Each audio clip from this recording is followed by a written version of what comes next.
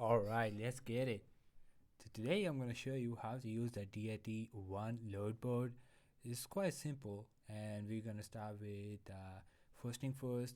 So here's the origin. You have to put in where your truck is located, if it's empty or whatever. So that's the origin, and this thing is the deadhead of the origin. So let's say we're gonna pick it up from Grouport, Ohio, which is 14 miles away. So if you put in 14, only Grouport, Ohio, and similar listings will show up. Lockburn, Grouport, 14, Deadhead. So it's basically a radius from the city you're in.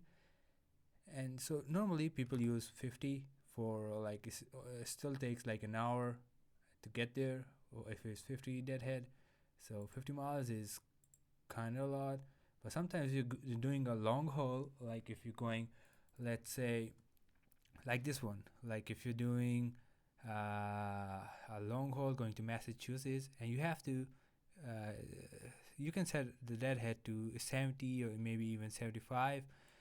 So in that way you will get the best loads, and you can pick them up and still be profitable. But if you're doing like a short haul, like let's say you want to go to Chicago, Illinois, so you only have to put that head to 50 max. That's tops, because you don't want to go to Cincinnati, Ohio to pick a load and go to Chicago for this low mileage, because you're gonna not gonna get paid that much. So it's not gonna be worth it. So it depends on the model. If you're doing super long hauls, like for example Canada, you can even send to that head to 300. So there's that's that head origin, and there's destination.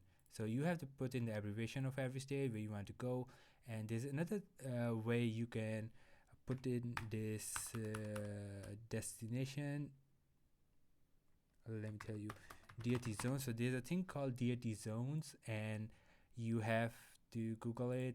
You can remember it also, or you can save this image. So zone 1 is Pennsylvania and New York state, and so these are abbreviation for PA and Y, and these are the Midwest states and the East Coast and down southeast, south, and everything. So mostly the best market is normally Midwest, zone 4, zone 1, zone 2 is okay, except West Virginia, that is kind of a dead area, and sometimes North Carolina, South Carolina are also not that great. But so normally what you have to do is, I'm gonna tell you about the strategies later on. This video is dedicated for the lower board only. So if you want to know about that one, you can subscribe and stuff. So this is my first video on this channel, and if it pops up, I'm gonna tell you more about the strategies and everything. So I have 2 years experience in dispatch, and I can really help you make more gross if you're doing like your own dispatch, or if you want going, even if you have a dispatch service, and you still have to like make some suggestions, and it's best to have some knowledge about it. So this is truck full load, or if you're doing partials, I normally only do full. Like partial doesn't pay that much, and you have to do 2 picks, 2 drops, and it's kind of a headache. So best is if you go for the full truckload. And normally you can put a weight limit here, so it will count as a full truckload, but it's gonna be weight. Like if you have an older truck, or you don't want the whole that much weight, you can limit the weight here, and yep. And here you can put in whatever length of the trailer you have. Like imagine if you have 53 footer, you can put in 53. So I normally don't put anything here, because if it's like, for example, 48 footer load, and we can still put it in 53 obviously, and so there's that. But if you have 48 footer, and that's the loads for that are kind of low, so you do have to put 48. So the only loads for 48 footer comes up.